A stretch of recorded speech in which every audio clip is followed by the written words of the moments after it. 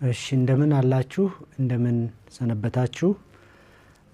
ባለፈው ትምህርታችን ክፍል 1 የአተረጓጎም ሳይንስን በጋራ ተመልክተን ነበረ። የክፍል 1 የአተረጓጎም ሳይንስ ይዘት በመጽሐፍ ቅዱስ የስነ ጽሁፍ ባህሪ ላይ ዘውግ ላይ ያተኩራል ተባብለን ነበረ። እርሱን ወደ ኋላ ሄዳችሁ እንደገና በክለሳ መልክ መመልከት ትችላላችሁ።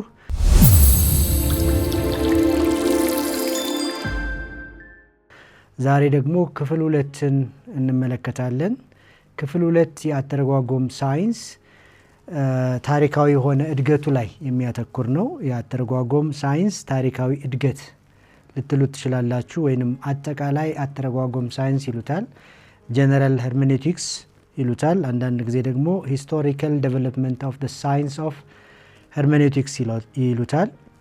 ይሄ የሚያሳየን የአተረጓጎም መርህ በታሪክ ውስጥ እያደገ እየረቀቀ መሄዱን እና እውነተኛና የማወቅ ጉጉት ላለው እና በስንፍና ላልተዋጠ ማንኛውም ሰው የተሻሉ ንባቦችን የተሻሉ አቀራረቦችን የሚያቀሉ የትርጉም መርሆች በሂደት ማደጋቸውን ብቅ ማለታቸውን መወለዳቸውን የሚያሳይ የአተረጓጎም መርህ ነው እና እነዚህን ጉዳዮች በተለያዩ ዘመኖች ሰዎች ጽሁፎችን እንዴት ይተረጉሙ ነበረ? ከጥንቱ ዓለም እስከ ዘንድሮ ድረስ በእጃቸው ያሉ ጽሁፎችን በምን መልኩ ይረዱ ነበረ? በምን መልኩ ይተረጉሙ ነበረ? በምን መልኩ ተግባራዊ ያደርጉ ነበር? የሚል ጉዳይ ላይ ያተኮረ ትምህርት ነው ማለት እንችላለን።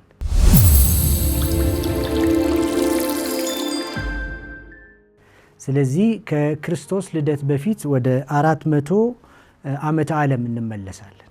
ከክርስቶስ ልደት 400 ዓመተ ዓለም እስከ 200 ዓመተ ዓለም ድረስ የነበሩ ጽሁፎችን ሰዎች እንዴት ይተረጉሙ ነበረ? እንዴት ይረዱ ነበረ? እነዚያ ጽሁፎች የተሟሉ ቅርጽ የያዙ ላይሆኑ ይችላሉ። አብዛኞቹ ብጥስጣሽም ሊሆኑ ይችላሉ። ነገር ግን ከጽሁፎቹ በፊት የነበሩ ወጎች፣ ንግግሮች፣ ትረካዎች፣ ትንቢቶች፣ ባህሎች የመሳሰሉ ጉዳዮች ወደ ጽሁፍ ተቀይረው ስለነበረ ወደ ጽሁፍ የተቀየሩትን ትርጉሞች እንዴት አድርገው ይረዱ ነበረ? እንዴትስ ይተረጉሙ ነበረ? እንዴትስ በህይወታቸው ተግባራዊ ያደርጉ ነበር የሚለው ጉዳይ ላይ እናተኩራለን ማለት ነው። ስለዚህ 400 ዓመተ ዓለም እስከ 200 ዓመተ ዓለም ወይንም ቅድመ ክርስቶስ የነበረውን ሁኔታ ስንመለከት ይሄ ዘመን የሁለተኛው መቅደስ ዘመን ይባላል። ወይንም በዚያ ዘመን የነበሩትን ጽሁፎች ሰከንድ ቴምፕል ሊትሬቸርስ ይሏቸዋል። ስለዚህ እነዚያን ጽሁፎች ስንፈትሽ እንዴት ይተረጉሙ ነበረ? እንዴትስ ይረዱ ነበር? የሚሉ ጉዳዮችን በአራት አይነት መልኩ ማየት እንችላለን። አንደኛ ከገጸ ንባቡ ስር ያሉ ወይም የተወሸቁ ጽሁፎችን መሰረት በማድረግ መስበክ፣ ማስተማር፣ መተርጎም የምንለው ጉዳይ ነው። እንግዲህ ማንኛችንም መጽሐፍ ቅዱስ በእጃችን አለ። እንደ ምሳሌ ነው ይህንን የማወራው። ገለጥ አድርጋችሁ ገጸ ንባቡ ላይ ያሉትን ጽሁፎች ታነባላችሁ። እነዚያ ጽሁፎች በየትኛው መሰረት ላይ ያረፉ ናቸው ብለን ብዙ ጊዜ ላንፈትሽ እንችላለን። ብዙ ጊዜ የሚቀናን ቀለል ያለ ንባብ ነው። ስለዚህ ቀለል ያለ ንባብ ላይ መሰረት አድርገን ከገጸ ንባቡ ተነስተን ወደ ትርጉም ልንሄድ እንችላለን። ነገር ግን በጥንቱ ዓለም ከገጸ ንባቡ ስር የተወሸቁ ሌሎች ገጸ ንባቦችን፣ ሌሎች ቴክስቶችን፣ ሌሎች እሳቢዎችን፣ ሌሎች ወጎችን፣ ሌሎች ትራዲሽኖችን መሰረት አድርገው የሚተረጉሙበት አንድ አይነት መርህ አለ። ኢንተርቴክስቹዋል ኤግዜጀሲስ ይባላል። ራሱ ቃሉ ኢንተርቴክስቹዋል ቴክስትስ ኢንተሪንግ ኢንቱ ዋን አናዘር የሚል አይነት ትርጉም ይጠቁመናል። ምን ማለት ነው? ከላይ ገጽታው ላይ አንድ ነገር ተብሎ ሊሆን ይችላል። ከበስተጀርባ ከስር ግን ብዙ አይነት የሀሳብ ምንጣፎች አሉ። የቋንቋ ንጣፎች አሉ። የወግ ንጣፎች አሉ። የታሪክ ንጣፎች አሉ። የትንቢት ንጣፎች አሉ። ለምሳሌ አንድ ብንወስድ ኢሳይያስ በ66ኛው ምዕራፍ ላይ ስለ ኢዮቤልዩ በትንቢት መልኩ ተናግሯል። የጌታ ዓመት የምትባል የኢዮቤልዩ ሁኔታን የምትጠቁም ዘመንን ተስፋ የማድረግን ነገር ተናግሯል። ጌታችን መድኃኒታችን ኢየሱስ ክርስቶስ ራሱ አገልግሎቱን በሚጀምርበት ወቅት ጥቅልል እንዳመጡለት መጽሐፍ ቅዱስ ይነግረናል። የወንጌል ትረካዎች ይነግሩናል። ያ ጥቅልል ሲተረተር የጌታ የእግዚአብሔር መንፈስ በእኔ ላይ ነው፣ ለድሆች ወንጌልን እሰብክ ዘንድ፣ እንደዚህና እንደዚህ ለሚያለቅሱ ለሚያዝኑ በአመድ ፈንታ አክሊልን፣ የደስታን ዘይት የመሳሰሉ ዝርዝሮችን የያዘ ጥቅልል እንደነበረ እንመለከታለን። ያ ጥቅልል ተተርትሮ በጌታ በክርስቶስ ኢየሱስ እጅ እንደገባ ኢሚዲየትሊ ይሄ ቃል በእናንተ ዘመን በእናንተ ጊዜ አሁን ተፈጸመ ሲላቸው እንመለከታለን። እንግዲህ ይሄንን ከላይ የምናነበው ነው። ነገር ግን ከዚህ ስነ ጽሁፍ በስተጀርባ ኢሳይያስ 66 አለ። ከዚያ በስተጀርባ የዘዳግም ጽሁፎች አሉ። ከዚያ በስተጀርባ የነ ዘሁልቁ የነ ዘሌዋውያን ጽሁፎች አሉ። ይሄ እንግዲህ ለምሳሌ ነው ማነሳው። ከስር ያሉትን የንባብ ንጣፎችን መሰረት ያደረገ ከስር ካሉት የንባብ ንጣፎች ጋር እየተናበበ እየተሰናሰለ እየተገናዘበ የሚቀርብ አይነት ያተረጓጎም ስልት ምን እንለዋለን? ኢንተርቴክስቹዋል ኤግዚጀሲስ እንለዋለን። ይሄ እንግዲህ ከ400 ዓመተ ዓለም እስከ 200 ዓመተ ዓለም ከነበረው የትርጉም ዘይቤ አንዱ ነው። ኢንተርቴክስቹዋል ኤግዚጀሲስ ከገጸ ንባቡ ስር የተወሸቁ ንጣፍ ጽሁፎችን መሰረት አድርጎ የሚቀርብ ያተረጓጎም ሳይንስ ልንለው እንችላለን። በዚያው ዘመን ሌላው አይነት ያሰባበክ ወይንም የትርጉም ዘዴ ካሪዝማቲክ የሚባል ነው። ካሪዝማቲክ ኤግዚጀሲስ ይሉታል። ካሪዝማቲክ ኤግዚጀሲስ የተባለበት ዋናው ምክንያት እንደዚህ አይነቱ ትርጉም ከነባራዊ ሁኔታ ይነሳና ወደ መጽሐፉ ወደ ጽሁፎቹ የሚመለስ ማለት ነው። ወቅታዊ ልንለው እንችላለን። ወቅቱ ያመጣቸውን አንዳንድ ጉዳዮች ያነሳና ከዚያ ጋር ሊጣጣሙ የሚችሉ የመጽሐፍ ቅዱስ ክፍሎችን አንስቶ ለመተርጎም መሞከር እንደማለት ነው። ይሄ እንግዲህ ምን ይባላል? ካሪዝማቲክ ኤግዚጀሲስ ይባላል። ወይንም ወቅታዊ ከወቅታዊ ሁኔታ ወደ ስነ ጽሁፉ የመመለስ ጉዳይ። አንዳንድ ሰባኪ አንዳንድ ሁኔታዎችን ያይና ስብከቱን ያዘጋጃል። አንዳንድ ተርጓሚዎች ሁኔታዎችን ያዩና ከዚያ ጋር ተያያዥ የሆኑ የመጽሐፍ ቅዱስ ክፍሎችን መርጠው ስብከታቸውን ሊያዘጋጁ ይችላሉ። እንደሱ አይነት ስብከቶች ችግር አለባቸው ባይባልም ግን ካሪዝማቲክ አይነት ባህሪ ያላቸው ናቸው። ለምን? ከወቅቱ ሁኔታ እንጂ ከቴክስቱ አይደለም የሚነሱት። ከስነ ጽሁፉ ሳይሆን ከወቅቱ ሁኔታ ስለሚነሱ ማለት ነው። ለምሳሌ ዓለማችን አሁን ያለችበትን ቀውጢ አሁን ያለችበትን ሁኔታ መሰረት ባደረገ ሁኔታ ከዚህ ጋር በተያያዘ መጽሐፍ ቅዱሳዊ ድጋፍ ፍለጋ መጽሐፍ ቅዱስን ሰርች ማድረግ የመጽሐፍ ቅዱስ ቴክስቶችን መርጦ ለማቅረብ መሞከር ምን ይባላል? ካሪዝማቲክ ኤግዚጀሲስ ይባላል። ይህም ከ400 እስከ 200 ዓመተ ዓለም አካባቢ የነበሩ ተርጓሚዎች ይጠቀሙበት የነበረ የትርጉም መርህ ነው። ሌላው ደግሞ አሊጎሪካል የሚባለው ነው። አሊጎሪካል ኤግዚጀሲስ አንዳንድ ሰዎች አላገሩ የሚል ትርጉም ሲሰጡት ወይም ሚስጥርን አላገሩ መፈለግ የሚባል ትርጉም ሲሰጡት እመለከታለሁ። ከዚህ የተሻለ የቋንቋ የቃላት ትርጉም ካለው ምናልባት የቋንቋ ባለሙያዎች ማስተካከያ ሊሰጡበት ይችላሉ። ለማንኛውም ግን እንደዚህ አይነቱ ያተረጓጎም መርህ መነሻው ፕሌቶ ነው። ፕሌቶ የተባለውን ፈላስፋ ብዙ ሰዎች ያውቁታል፣ ብዙዎቻችን እናውቀዋለን ብዬ አስባለሁኝ።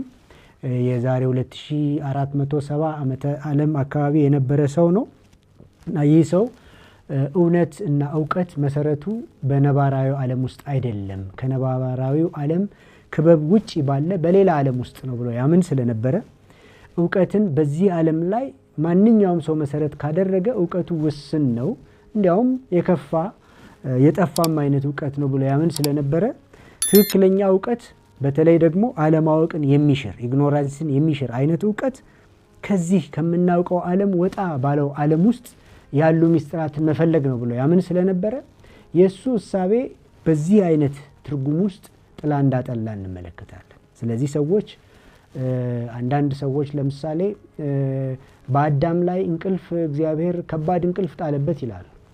እንደዚሁ በጌታችን በመድኃኒታችን በኢየሱስ ክርስቶስ ላይ በመስቀል ላይ ከባድ እንቅልፍ ጣለበት። ከአዳም ጎን አጥንት ወስዶ ሔዋንን ሰራት። እንደገናም ከክርስቶስ ኢየሱስ ጎን ከወጣው ደምና ውሃ ቤተክርስቲያን ተወለደች እያሉ አንዳንዴ ፈጽሞ ሊያያዝ የማይችሉ ነገሮችን ያያይዛል። እንዴት ተያያዘ ተብለው ቢጠየቁ እነዚህን ሚስጥሮች የቀደዋቸው ከሌላኛው ዓለም ነው ብለው መልስ ሊሰጡ ይችላሉ። እንዲህ አይነቱ አቀራረብ አሁን እየደበዘዘ ተሰሚነትም እያጣ ሰዎችም እየተውት መጥተዋል እንጂ በአንድ ወቅት በጣም ትልቅ ስፍራ የነበረው አተረጓጎም ነው።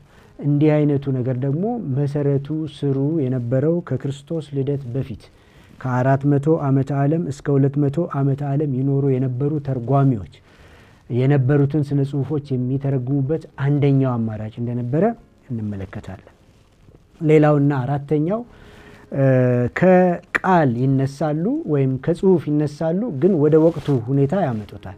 ቅድም ከወቅቱ ሁኔታ ወደ ቃል የነበረውን ገልብጠው ከቃል ወደ ወቅቱ ሁኔታ የመምጣት አካሄድን applied exegesis ይሉታል። applied exegesis from text into the context, from text into application የሚባል አይነት አተረጓጎም ወይንም ከቃል ወደ ወቅታዊ ሁኔታ የመምጣት አካሄድ applied exegesis ይባላል።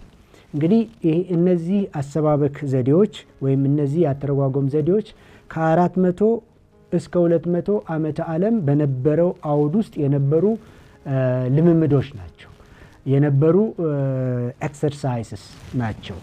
እንዲህ አይነቱ አተረጓጎም ዛሬም አንዳንድ ቦታ ላይ ሲንጸባረቅ እንመለከተዋለን። ከነዚህ ዘመን ወጣ ስንል ደግሞ ቀጥለን የምናገኘው የአዲስ ኪዳናዊ ዓለም የትርጉም መርህ ነው። በአዲስ ኪዳኑ ዓለም ሰዎች እንዴት ይተረጉሙ ነበረ፣ ሰዎች እንዴት መጽሐፋቸውን ለመረዳት ይሞክሩ ነበረ የሚለውን ነገር ማየቱም ታሪካዊ እድገቱን እንድንከታተል ይረዳናል። ለምሳሌ አዲስ ኪዳናዊ የትርጉም መርህ ብሉይ ኪዳንን መሰረት ያደረገ ነው። ብሉይ ኪዳን ላይ ምክንያቱም አዲስ ኪዳኑ ዓለም ሲከፈት ወይም ሲጀመር በጊዜው አዲስ ኪዳን የሚባል ጽሁፍ አልነበረም፣ ወይንም የአዲሱን ኪዳን ነገረ መለኮታዊ እሳቤ የሚወክሉ ጽሁፎች አልነበሩም። ስለዚህ በዚያ ጊዜ የነበሩ በክርስቶስ ኢየሱስ አዳኝነት የሚያምኑ ማህበሮች ሁሉ እንደ ቅዱስ መጽሐፍ ይጠቀሙ የነበሩት ብሉይ ኪዳንን። ስለዚህ ከብሉይ ኪዳን በዚያ ጊዜ የነበረው ብሉይ ኪዳን ማለት የጽሁፍ ይዘቱ እዛ ዝርዝር ውስጥ አሁን አልገባም፣ ሰፋ ያለ ነው። አሁን በእጃችን ካለውም በመሰረቱ ለየት ያለ ሊሆን ይችላል በብዛቱ በተለይ። ለማንኛውም ግን ከብሉይ ኪዳን ያሉ ሀሳቦችን በመጠቀም አዲስ ኪዳናዊ ትርጉም እንዲኖራቸው በማድረግ ይተረጉሙ እንደነበረ እንመለከታለን። አንድ ፕሮፌሰር የአዲስ ኪዳናዊ የትርጉም አካሄዶችን ሲተነትኑ እንደዚህ ይላሉ። ስማቸው ላርስ ሃርትማን ይባላሉ። ፕሮፌሰር ላርስ ሃርትማን ይባላሉ። እኚህ ሰው ምን ብለዋል? ብሉይ ኪዳንን እንደ ምስክር በመጠቀም መተርጎም። ለምሳሌ ዛሬ አንድ ነገር ተፈጽሟል፣ ዛሬ አንድ ክስተት አለ። ክስተቱን ከብሉይ ኪዳን አንድ ምስክር ፈልጎ ማጠናከር ቴስቲሞኒያ ይሉታል። ስለዚህ ዛሬ እየሆነ ላለው ጉዳይ ብሉይ ኪዳናዊ የሆነ ትንቢታዊ ድጋፍ መፈለግ፣ ታሪካዊ ድጋፍ መፈለግ፣ የወግ ድጋፍ መፈለግ፣ የተባሉ ጉዳዮች እንደ ድጋፍ ማምጣት፣ እንደ ምስክር ማምጣት ቴስቲሞኒያ አንዱ መንገድ ነበር ብለው ተናግረዋል። እኚሁ ሰው ራሳቸው በአዲስ ኪዳኑ ዓለም የነበረው የትርጉም ዑደት የትርጉም ልምምድ ተዛማጅ ጥቅሶችን መሰረት ያደረጉ ነበሩ ብለው ተናግረዋል። ተዛማጅ ጥቅሶችን ማለት አዲስ ኪዳን አካባቢ የተፈጸመው ክስተት ምን እንደሆነ ይዘረዝሩና ከዚያ ጋር ሊሄድ የሚችል ብሉይ ኪዳናዊ ጥቅስ ሳብ አድርገው ያመጣሉ። ለምሳሌ ማቴዎስ ወንጌል ምዕራፍ 2 ከቁጥር 5 እስከ 6 ሄዳችሁ ብታነቡ፣ አሁን ለማንበብ ምናልባት ላይመቸን ይችላል፣ ግን ጽሁፉን ጥቅሱን ሄዳችሁ ልታነቡት ትችላላችሁ። ማቴዎስ ወንጌል ምዕራፍ 2 ከቁጥር 5 እስከ 6 እንደዚሁ እዚያው ምዕራፍ 2 ከቁጥር 7 እስከ 18 ያለውን ክፍል ስታነቡት ጥቅሶችን ከብሉይ ኪዳን በመሳብ በመሃል እየቀረቀሩ ጽሁፋቸውን ፋሽን እንዳደረጉ፣ ጽሁፋቸውን እንዳደራጁ፣ ወጋቸውን እንዳደራጁ የወንጌል ጸሐፊዎቹ እንደዚያ እንዳደረጉ እንመለከታለን። ማርቆስ ወንጌልም ላይ ሄዳችሁ ስታነቡ ምዕራፍ 1 ከቁጥር 2 ጀምሮ እስከ 7 ሄዳችሁ ብታነቡ እንደዚህ አይነት ነገር ታያላችሁ። የእግዚአብሔር ልጅ የክርስቶስ ወንጌል መጀመሪያ ይልና ወደ ኋላ ሄዶ በኢሳይያስ የተነገረ ትንቢትን ስቦ ያመጣል። ስለዚህ ያኛውን ጥቅስ ከዚህኛው ጥቅስ ጋር ያኛውን ሐሳብ ከዚህኛው ሐሳብ ጋር እያዛመዱ ይሄ አይነት አካሄድ ኮምባይንድ ኮቴሽንስ ይባላል። ኮምባይንድ ኮቴሽንስ ይባላል። ሁለቱንም ሐሳቦች የወቅቱን ሐሳብ የያዘውን ዝርዝርና የነበሩ ትረካዎችና ትንቢቶችን ማቀናጀት፣ ማጣመር፣ ኮምባይን ማድረግ፣ ኮምባይንድ ኮቴሽንስ በዚህ መንገድ ይተረጉሙ እንደነበረ ፕሮፌሰር ላርስ ሃርትማን ተናግረዋል። ሌላኛው ከብሉይ ኪዳን ስልጣንን መቅዳት። ለምሳሌ ጌታ ኢየሱስ ክርስቶስ ራሱ መጽሐፍት ወይም በመጽሐፍት ሕይወት እንዲሆንላችሁ ይመስላችኋል፣ ነገር ግን መጽሐፍት ሁሉ ስለ እኔ ይመሰክራሉ ብሎ እነዚያ መጽሐፍት ለእርሱ እና ለእርሱ አገልግሎት እና ለእርሱ ምስክር፣ ለእርሱ ተአምራቶች፣ ለእርሱ ትንቢቶች፣ ለእሱ ሁኔታዎች ምስክር እንደሆኑ፣ ስልጣን እንደሆኑ፣ መነሻ እንደሆኑ ተጠቅሟል። ከዚያ ባሻገር የዕብራውያን ጸሐፊ በብዛት የዕብራውያን መጽሐፍ ማለቴ ነው በብዛት ወደ ብሉይ ኪዳን ሄዶ ስልጣንን የመቅዳት አይነት ነገሮች ነበሩት። በእርግጥ የቅድሙንም አይነት ኮምባይንድ ኮቴሽን በብዛት የምናየው በዕብራውያን መጽሐፍ ውስጥ ነው። ስለዚህ ከብሉይ ኪዳን ስልጣንን በመቅዳት መልእክትን ማስተላለፍ፣ መተርጎም የሚባለው አንዱ የትርጉም መስመር ሆኖ እናገኘዋለን። ኮል ፎር ኤ ክላስተር ኦፍ ኦቶሪቲ ይባላል። እንግዲህ እነዚህን ነገሮች በአዲስ ኪዳን ውስጥ ተግባራዊ ሲሆኑ እናያቸዋለን። ከዚህ ባሻገር ደግሞ የአዲስ ኪዳኑ የጽሑፍ አደረጃጀት እና አተረጓጎም ከአንድ ሐሳብ ወደ ሌላኛው ሐሳብ ሲሻገር የመጀመሪያው ሐሳብ እንደ መነሻ የሆነና ሁለተኛው ሐሳብ እዚያ ላይ ይደረባል፣ ሶስተኛው ሐሳብ እያለ እያደገ ይሄዳል። እንደው ሚዶት ይሉታል። ይሄን ነገር የደረጃ አይነት ቅርጽ አለው። ወደ 7 ዙር ማጠናከሪያ እየተደረገለት ወደ ላይ እየተገነባ አንዱ ባንዱ ላይ እየተነባበረ የሚመጣ ለዚህ በጣም በጣም ጥሩ ምስክር የዕብራውያን መጽሐፍ ነው። የዕብራውያንን መጽሐፍ የአዲስ ኪዳኑን የዕብራውያን መጽሐፍ የብሉይ ኪዳን የለም። ነገር ግን የዕብራውያን መጽሐፍ ስላችሁ ወደ ብሉይ ኪዳን ሐሳብ እንዳትሄዱ ነው። በአዲስ ኪዳን ውስጥ ያለው የዕብራውያን መጽሐፍ ሐሳብን ምዕራፍ 1 ላይ አንስቶ ምዕራፍ 2 ላይ ያንኑ ሐሳብ ይገነባዋል። ምዕራፍ 3 ላይ ያንኑ ሐሳብ እስከ ምዕራፍ 13 ድረስ ሐሳቦች በሐሳቦች ላይ እየተገነቡ ይሄዳሉ።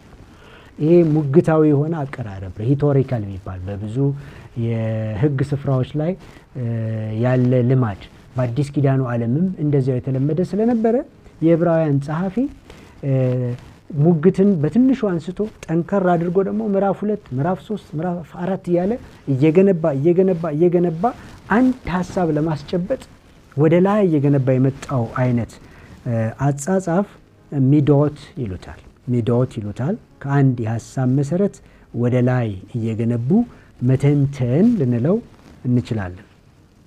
ሄዶ አዲስ ኪዳንን ጠቅለል ስናደርገው የትርጉም መስመሩ ነገረ ክርስቶስን ማዕከል ያደረገ ነው። ክሪስቶሴንትሪክ ወይንም ክርስቶስ ተኮር አይነት አተረጓጎም እንደነበረው እንመለከታለን። እነዚህ ሁሉ ተስበው ወደ ክርስቶስ ማዕከላዊነት እየተዋጡ ይመጣሉ። የማቴዎስ ወንጌል፣ የማርቆስ ወንጌል፣ የሉቃስ ወንጌል፣ የዮሐንስ ወንጌል በእነዚህ ላይ ተመስርተው የተጻፉ ሌሎች ጽሑፎች ሊሆኑ ይችላሉ። ሄደው ክርስቶስን የሚያገኑ እንዲሆኑ ተደርገው የተጻፉ ናቸው። ዘንድሮ ያሉ ስብከቶች ምናልባት ያጥራቸዋል የሚባለው ሐሳብ ይሄ ነው። ክርስቶስ ተኮርነት በጣም ያንሳቸዋል። ክርስቶስ ኢየሱስን ከመስበክ ይልቅ በጣም ኃላፊ ምድራዊ እና ቁሳዊ በሆኑ ጉዳዮች ላይ ትኩረት ይሰጣሉ። ለዚያም ጉዳይ የሚከፈል ብዙ ዋጋ አለ። በሚገርም ሁኔታ ከዋናው ክርስቶስ ከሚባለው ነገር የመራቅ አይነት ስሜቶች እዚህም እዛም ይታያሉ። አዲስ ኪዳኑ ግን ክርስቶስ ተኮር እንደነበረ፣ የክርስቶስ ማዕከላዊነትን መሰረት ያደረገ እንደነበረ፣ ወደ ክርስቶስ ኢየሱስ ማዕከላዊነት የመዋጥ የመጠቅለል ነገር እንደነበረው እንመለከታለን። እነዚህ ነገሮች ይሄዱና በአዲስ ኪዳን በሚገርም ሁኔታ ቀስ በቀስ ከኪዳን አንጻር ከብሉይ ኪዳን የመሸሽ አይነት ባህሪ ያሳያል። አዲስ ኪዳን ከብሉይ ኪዳን የመነጠል አይነት ነገር ያሳያል። ከኪዳን አንጻር ራሱን የቻለ ኪዳን ሆኖ ሲወጣ እንመለከተዋለን። ስለዚህ ቀስ በቀስ ከብሉይ እየተነጠሉ ጥልል ብለው በመውጣት ራሱን በቻለ ኪዳን ስር የሚተዳደሩ ጽሁፎች ሆነው እንደወጡ፣ ራሱን በቻለ ኪዳን የሚተረጎሙ ትምህርቶች ሆነው እንደወጡ ወይንም ጽሁፎች ሆነው እንደወጡ እንመለከታለን። በዚህም ሂደት ወደ 27 መጽሐፍቶች መጨረሻ ላይ ተቀባይነት እንዳገኙ እናያለን። ይሄን ስለ ካነን በምንማርበት ጊዜ የካኖናይዜሽን ፕሮሰሱ የካኖናይዜሽን ሂደቱ ውደቱ ምን ይመስላል በሚለው ውስጥ የምናየው ይሆናል። ሆነም ቀረም ግን በነባር ኪዳን ሳይሆን በአዲስ ኪዳን ስር የተዋቀሩ የተዘገቡ ትረካዎች ሲሆኑ እንመለከታለን። ይሄ ሄዶ በአዲሱ ኪዳን የተወለደና የተዋቀረ አዲስ ማህበረሰብን እንደወለደን እንመለከታለን። ኒው ኮንስቲትዌንሲ ኦፍ ዘ ኒው ፒፕል ኦፍ ጋድ የምንለው እሱን ነው። የአዲስ ኪዳን ሰዎች ራሳቸውን የብሉይ ኪዳን ቅጥያ እንደሆነ የተወሰነ ጊዜ ሲያዩ ነበር። በኋላ ግፊቱ ሲበዛባቸው፣ ስደቱ ሲበዛባቸው፣ በተለይ የሚያሳድዷቸው የብሉይ ኪዳን ሰዎች እንደሆኑ አይሁዳውያን እንደሆኑ እያዩ ሲመጡ በአካልም በመንፈስም በስሜትም በኪዳንም ጭምር ሲነጠሉ እንመለከታለን። ይሄ ማለት ደግሞ የአዲስ ኪዳናዊ የትርጉም መስመር ምን እየመሰለ እንደመጣ እንመለከታለን ማለት ነው። እንግዲህ ከ400 ዓመተ ዓለም እስከ 200 ዓመተ ዓለም ያለውን ተመለከትን። የአዲስ ኪዳኑን ተመለከተን። ቀጥሎ የሚመጣው በሁለተኛው መቶ ክፍለ ዘመን ድህረ ክርስቶስ እና በሶስተኛው መቶ ክፍለ ዘመን ድህረ ክርስቶስ የትርጉም አማራጮች ምን መልክ እየያዙ መጡ የሚለውን ነገር እንድንዳስስ ነው። እንግዲህ አንዳንድ ሰው ምናልባት አንዳንድ ጥያቄ ሊፈጠርበት ይችላል። የትርጉም መስመር የትርጉም ቅርጽ በየጊዜው እየተተካ እየተለወጠ ከመጣ ሄርሜኔቲክስ ለምን ያስፈልጋል? የአተረጓጎም ሳይንስ ለምን ያስፈልጋል? የሚል አይነት ጥያቄ ሊጠይቅ ይችላል። ጥያቄው ምናልባት ከቅንነትም የሚቀርብ ሊሆን ይችላል። በአንድ በኩል ደግሞ ከስንፍናም የቀረበ ሊሆን ይችላል። የትርጉም ሳይንስን ተግባራዊ አድርጎ መጽሐፍ ቅዱስን ለማጥናት ፈቃደኛ ካለመሆን፣ ከመሸሽ፣ በጣም በቀላሉ ገለጥ አድርጎ የሚመስለውን ትርጉም አንጠልጥሎ ለመሮጥ ካለ ፍላጎት የሚመጣ ስንፍናም ሊሆን ይችላል፣ ከቅንነትም ሊሆን ይችላል። ነገር ግን ሂደት እና ታሪክ የትርጉምን ሳይንስ አዳበረው፣ አጠለቀው፣ አሰፋው፣ ውበት እንዲኖረው አደረገው። የበለጠ ደግሞ ለእውነተኛው ትርጉም ለእውነተኛው መልእክት እንድንቀርብ ስለሚረዳን የአተረጓጎም ሳይንስን መማር፣ በአተረጓጎም ሳይንስ መጽሐፍ ቅዱሳችንን ማንበብ እና መተርጎም፣ በዚሁ መሰረት ደግሞ መስበክና ማስተማር ግዴታችን፣ አማራጭ የለም። አንፈልግም የሚሉ ሰዎች ሊኖሩ ይችላሉ። ምናልባት መብታቸው ሊሆን ይችላል። ነገር ግን አገልግሎታቸው ዘላቂ አይሆንም። ስለዚህ ታሪኩን ተከትለን መሄዳችን የሚጠቅመን ይሄ ሳይንስ እያደገ መጥቶ ምን አይነት ገጽታ ያዘ፣ ዛሬስ እንዴት ይጠቅመናል፣ እንዴትስ እንጠቀምበት፣ እንዴት እንታጠቀው፣ እንዴት መሳሪያችን እናድርገው የሚለውን ነገር እንድናስብ ነው። በሁለተኛውና በሶስተኛው መቶ ክፍለ ዘመን ሁለት አይነት የትርጉም ማዕከላት ተፈጥረው ነበር። በአንድ በኩል መልክዓ ምድራዊ አይነት ገጽታም ያላቸው፣ አንዱ በግብፅ አሌክዛንደሪያ ያለ ማዕከል ነው። ሌላኛው ደግሞ በሶሪያ አንጾኪያ ያለ ማዕከል ነው። ኢጂፕት አሌክዛንደሪያ ኤንድ ሲሪያን አንቲየክ የሚባሉ ከኢየሩሳሌም ወደ ሰሜን ሶሪያ አንጾኪያ ትገኛለች። ከኢየሩሳሌም ወደ ደቡብ ወደ አፍሪካ ወደ ግብፅ ደግሞ ስንመጣ አሌክዛንደሪያ በተባለው ቦታ ሌላ ማዕከል ነበር። ስለዚህ ሰዎች ትምህርትን ፍለጋ፣ ትርጉምን ፍለጋ፣ የትርጉምን ሳይንስ ለማወቅ ሪቶሪክስ፣ ቋንቋ፣ አርት የመሳሰሉ ሳይንሶችን ለመማር ወደ እነዚህ ማዕከላት ይጎርፉ ነበር። እንደ ዩኒቨርሲቲ በጊዜው ይቆጠሩ የነበሩ የትምህርት ቤት ማዕከላት የትርጉም ማዕከላት ናቸው። ግራና ቀኝ ያሉ ናቸው። ጂኦግራፊካሊ ቅድም ብያለሁኝ። በአስተሳሰብም እንደዚሁ ሌፍት ኤንድ ራይት ልንላቸው የምንችላቸው የትርጉም አማራጮች ናቸው። በአንጾኪያ የነበረው የአተረጓጎም ሳይንስ ቃሉን መጽሐፍ ቅዱስ ውስጥ ያለውን ቃል በራሱ መደብና ታሪክ በቀጥተኛና ስነ ጽሁፋዊ አውድ መተርጎም የሚል ማጠንጠኛ ነበረው። ደግመዋለሁኝ። ቃሉን በራሱ መደብና ታሪክ በቀጥተኛ ስነ ጽሁፋዊ አውድ መተርጎም ሊትሬቸር በጣም ጥቅም ይኖረው ሊትሬቸሩን መሰረት አድርገን ስነ ጽሁፉን መሰረት አድርገን በስነ ጽሁፉ ላይ ድጋፍ ይዘን መተርጎም አለብን። ስለዚህ ትርጉም ያለው ስነ ጽሁፉ ላይ ብቻ ነው።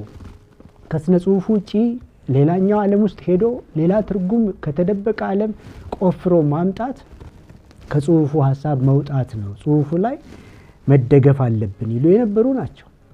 ይሄ ሶቅራጥሳዊ አመለካከት ነው ይባላል። ሶቅራጥስ የፕሌቶ ተማሪ እንደነበረ ይታመናል። ፕሌቶ ትርጉምን ከሌላ ዓለም ይቀዳ ስለነበረ ሶቅራጥስ ደግሞ ሌላኛው ዓለም መኖሩንም የምናውቀው በዚህኛው ዓለም ነው። ስለዚህ ወደዚህኛው ዓለም መመለስ አለብን። ወደ ታች ወደ ተፈጠረው ዓለም ወደሚጨበጠው ወደሚዳሰሰው ወደሚታየው ወደሚሸተተው ጉዳይ መምጣት አለብን። የተደበቀ ዓለም ካለ የተደበቀውን ዓለም እውን የሚያደርግልን የኛ ልምምድ ነው። በእኛ ልምምድ ውስጥ ካላለፈ እንዴት አድርገን እናውቀዋለን ብሎ ፕሌቶን የሞገተ ሰው ነው ወደ ታች አመጣው።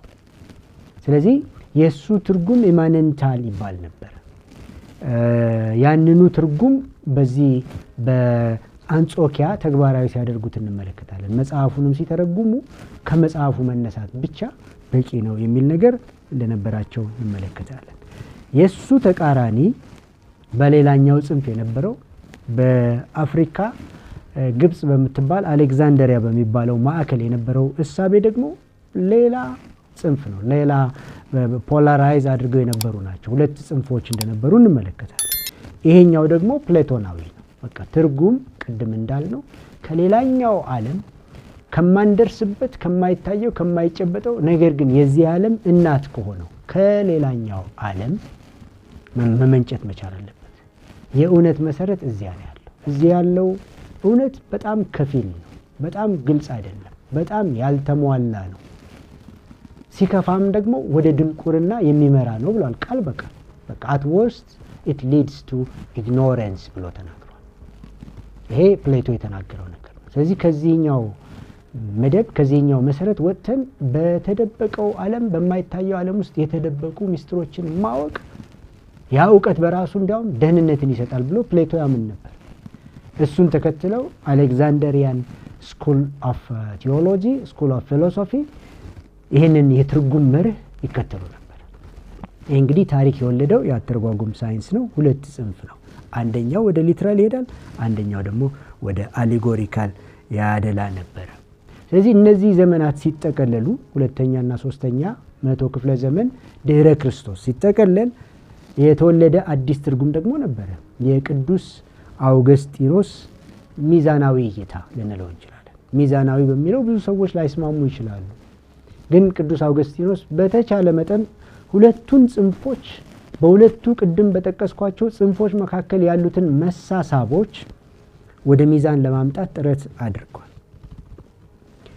ቅዱስ አውገስጢኖስ ምናልባት የሱን ባዮግራፊ ብዙ ሰዎች ያውቃሉ ወይም ታውቁ ይሆናል። አሁንም ቢሆን ማወቅ የሚቻልበት ብዙ መንገድ አለ። ቀላል ነው። ጉግል አድርጎ ታሪኩን እና የነገረ መለኮት የትርጉም እሳቤው ምን ይመስላል የሚለውን ነገር መፈለግ መፈተሽ ይቻላል። ይህ ሰው በብዙ ውዝግቦች ውስጥ የኖረና ያደገ ሰው ምናልባት በእምነት ሰማይና ምድር ልዩነት ያላቸው አባትና እናት ያሳደጉት ልጅ ስለሆነ እናቱ አማኝ ብትሆንም አባቱ አማኝ ስላልሆነ በሁለቱ እሳቤዎች ተጎትቶ የነበረ እውነትን ይፈልግ የነበረ የዛኑ ያህል በብዙ አይነት የኃጢአትም የዓለማዊነትም ውዝግቦች ውስጥ ያደገ ሰው እንደሆነ እንመለከታለን። ክርስቶስ ኢየሱስን እንደ ግል አዳኙ ከተቀበለ በኋላ በ30 ዓመቱ ይህ አውገስጢኖስ የተባለ ሰው የነበረው ልምድ ሁሉ ለትርጉም በጣም እንደጠቀመው እንመለከታለን። የሚያስደንቅ አይነት ፍቺ ሊሰጥ የሚችል ሰው ሆኖ ተገኝቷል። አፈታት ሊሰጥ የሚችል ሰው ሆኖ ተገኝቷል። እና ይሄ ሰው እንደዚህ ብሏል። እንደው ባጭሩ ባስቀምጠው የአንጾኪያው የትርጉም መስመር ሙሉ በሙሉ የሚጣል ሙሉ በሙሉም የሚንጠለጠል ጉዳይ መሆን የለበትም። የአሌክዛንድሪያውም የትርጉም መስመር ሙሉ በሙሉ ሊጣል ሙሉ በሙሉ ሊንጠለጠል የሚገባው አይደለም። የአንጾኪያው የትርጉም መስመር ረጂ እስከሆነ ድረስ እንጠቀምበታለን። እስካልረዳን ድረስ ደግሞ ወደ አሌጎሪካል ወደ ሆነው ወደ ግብፁ አይነት ትርጉም እንሄዳለን። ከሁለቱም መጠቀም የምንችልበት አማራጮችን መከተል አለብን። መካከለኛ የሆነ አማራጭ ያስፈልጋል ብሎ የተናገረ ሰው ነው እና ይሄ ሰው መጽሐፍ ቅዱስን በተመለከተ ከመጽሐፍ ቅዱስ ጋር ላለን ቅርበት እና ከመጽሐፍ ቅዱስ ለምናገኘው እውነት ቅርብ እንድንሆን አንደኛ ማንኛውም ሰው በእምነት ይቅረብ የሚል ምክር አለው። come to the Bible in faith ብሎ ነው የመከረው። ስለዚህ ከእምነት ውጪ ብንመጣ መጽሐፍ ቅዱስን ልንረዳው አንችልም። የመጀመሪያ የትርጉምም የመረዳትም ሚስጥር ያለው በእምነት ወደ ቃሉ በመቅረብ አቅጣጫ ነው ብሎ ተናግሯል። ይሄ የመጀመሪያው ምክር ነው።